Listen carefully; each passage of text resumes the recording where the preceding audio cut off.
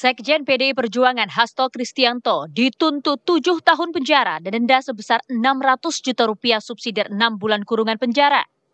Jaksa penuntut umum menilai Hasto telah terbukti melakukan tindak pidana suap dan perintangan penyidikan Harun Masiku. Jaksa menegaskan bahwa mereka tidak mengejar pengakuan terdakwa, namun fokus pada fakta-fakta yang terungkap di persidangan dengan mengacu pada alat bukti. Usai pembacaan tuntutan, Hasto Kristianto menyatakan memperkirakan tuntutan tersebut sejak awal setelah ia memilih sikap politik.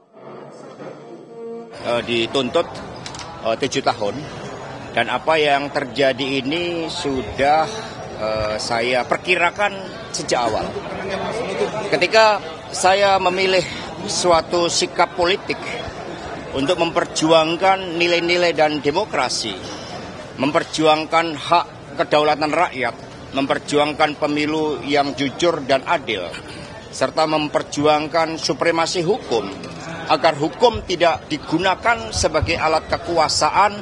Sejak awal saya sudah memperhitungkan risiko-risiko terhadap kriminalisasi hukum oleh kekuasaan.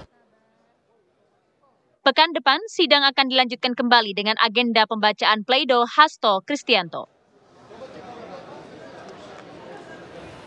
Ya pemirsa, Sekjen PDIP Hasto Kristianto ini dituntut 7 tahun penjara dan juga denda 600 juta rupiah subsidi 6 bulan penjara. Dan jaksa ini meyakini bahwa Hasto bersalah ikut melakukan perintangan penyidikan dan juga menyuap Komisioner KPU Wahyu Setiawan dalam pengurusan pergantian antar waktu anggota DPR 2019 hingga 2024 Harun Masiku. Apakah kemudian tuntutan jaksa penuntut umum ini bersifat politis atau logis pemirsa? Malam hari ini kita akan membahasnya bersama dengan sejumlah narasumber yang sudah bergabung di Apa Kabar Indonesia Malam. Ada mantan pimpinan KPK Bang Saud Sitomorang. Selamat malam Bang Saud. Selamat malam. Apa kabar Bang? Baik. Sehat baik, ya? Sehat, Oke, sehat. dan bergabung bersama kita melalui sambungan Zoom kuasa hukum dari Hasto Kristianto ada Bang Alfon Kurnia. Selamat malam Bang Alfon. Malam Mbak Niken, malam Mas Saud. Malam. Baik, Bang Alfon, merespon tuntutan dari jaksa 7 tahun penjara dan 600 juta rupiah sebagai denda subsidi 6 bulan dari Hasto Kristianto. Seperti apa?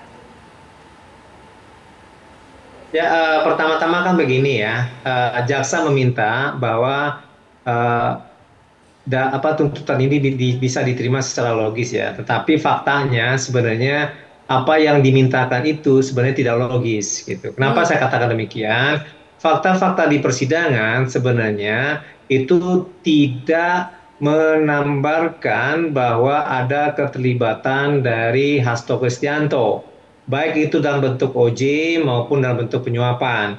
Nah, intinya kalau dalam konteks OJ itu jaksa penuntut umum mengatakan bahwa keberadaan dari Hasto Kristianto itu mengakibatkan penyidikan perkara atas nama Harun Masiku itu tidak berjalan sebagaimana mestinya gitu. Yeah. Nah, dalam konteks ini sebenarnya ada dua peristiwa terkait OJ ya. Satu, sebenarnya ada tindakan press release ya yang dilakukan oleh pimpinan KPK ketika itu. Gitu.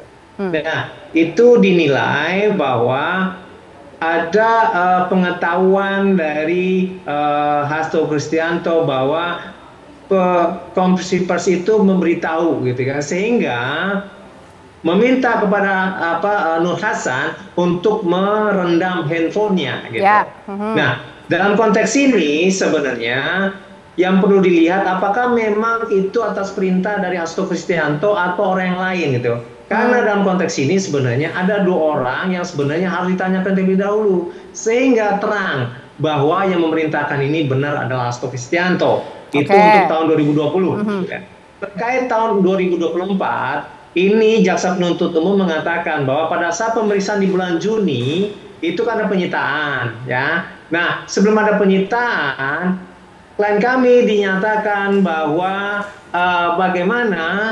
bagaimana itu ada proses pelarungan.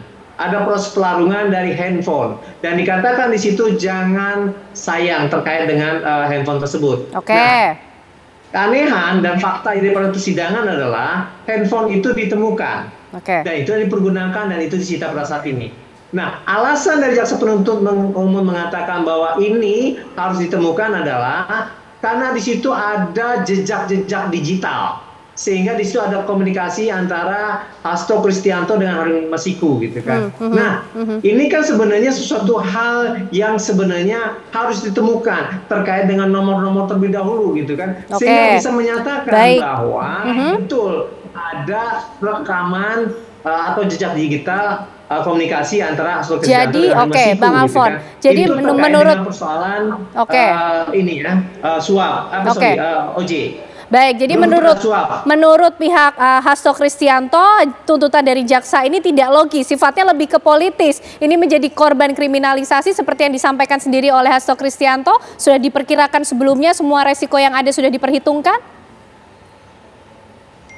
Jadi begini, memang sedari awal klien kami itu banyak mengkritisi kebijakan-kebijakan politik pada saat itu gitu ya, yang pada saat itu lebih kepada persoalan kenapa kelembagaan PDIP itu seolah-olah sedang dicermati atau diaut-aut dalam bahasa ketua umum PDIP ketika itu. Nah, oleh sebab itu makanya ada tindakan-tindakan yang dinilai itu mensasar kepada klien kami terkait dengan itu gitu kan. Nah, jadi penetapan tersangka dan sampai kepada proses persidangan kami meyakini ya bahwa benar ini adalah pemidanaan yang dipaksakan begitu. Dalam bahasa lain ini adalah proses kriminalisasi.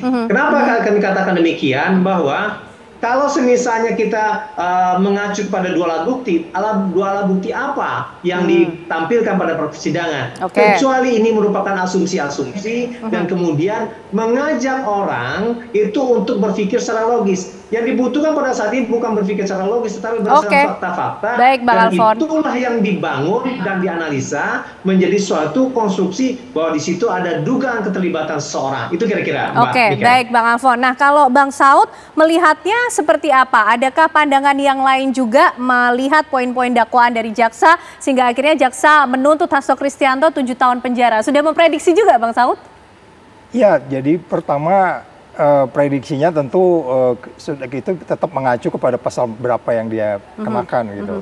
Karena pengalaman saya di KPK itu kan pimpinan KPK itu penyidik dan jaksa penuntut gitu ya. Jiwanya dua ya berarti ya.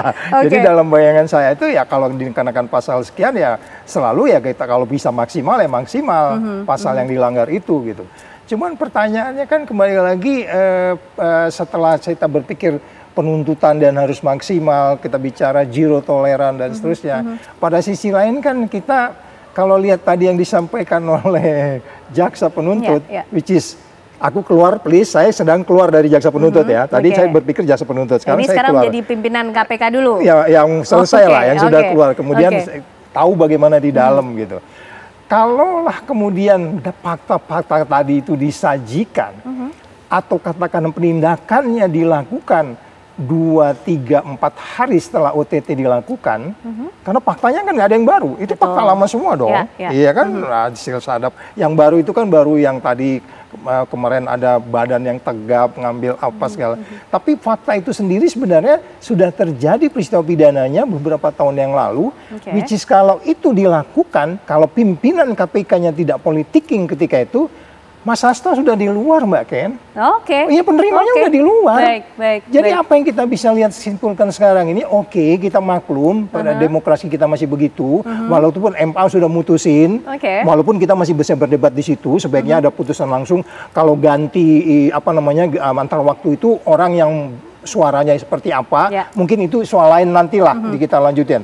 Tapi kalau kita bicara dengan kondisi peraturannya sekarang, MA sudah memutuskan, kemudian KPU-nya nggak menjalankan, terjadi peristiwa pidananya, kita harus akui itu hasil OTT sekarang saya balik ke jaksa nih, saya nggak ada ragu di situ, Mas Hasto terkait di situ, ya. Tapi kembali lagi ketika kemudian terjadi peristiwa itu kemudian begitulah cara pimpinan KPK menanganinya sehingga carut-marut di KPK itu terbawa-bawa keluar partai politik. Ya, partai politik kan menjadi korban gitu. Ya, jadi maksud saya ini pembelajaran buat kita. Beginilah cara kita kalau memberantas korupsi itu tidak regeneratif. Iya dong, dia harus regeneratif. Ini KPK jilid 4 yang keren nih. Gua harus lanjutin dong, regeneratif. Jadi tidak regeneratif, tidak transparan, tidak akuntabel, dan konflik kepentingan. Hasilnya partai politik carut palut itu paling dinilainya. Kira-kira gitu Mbak. Oke, baik. Menarik nih yang disampaikan oleh Bang Saud, karena kemudian catatan-catatan dari dakwaan maupun juga jumlah tuntutan dari jaksa penuntut umum, artinya ini banyak logisnya atau banyak unsur politisnya. Nanti kita ungkap jawabannya pemirsa di segmen berikutnya untuk Anda sesaat lagi.